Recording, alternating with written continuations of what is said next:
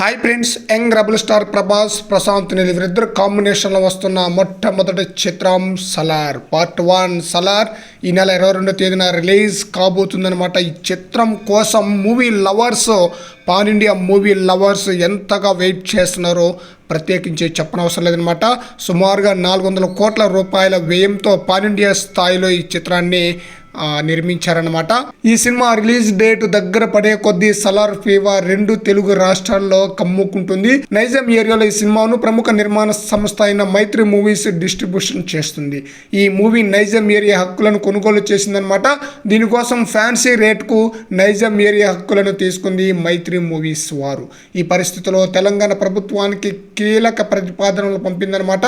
ఈ మూవీ యొక్క రేట్లు పెంచుకోవడానికి అనుమతి ఇవ్వాలని కోరింది. సింగిల్ స్క్రీన్స్ మల్టీప్లెక్స్లో ₹100 మేర అదనంగా టికెట్ల రేట్లు పెంచుకోవాలని ప్రతిపాదించింది. అలాగే సినిమా విడుదల రోజైన డిసెంబర్ 22వ తేదీన 6 ఆటలకు అనుమతి ఇవ్వాలని కోరింది.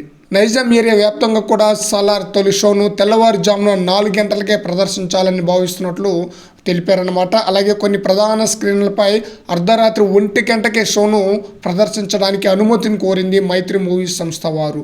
ఈ ప్రతిపాదనలను సినిమాటోగ్రఫీ మంత్రిత్వ శాఖకు పంపింది. దీనిపై ఇంకా ప్రభుత్వం నుంచి ఎలాంటి క్లారిటీ అయితే రాలేదన్నమాట. మరి చూడాలి మైత్రి వారు కోరినట్లుగా పర్మిషన్ వస్తుందా రాదా అనేది.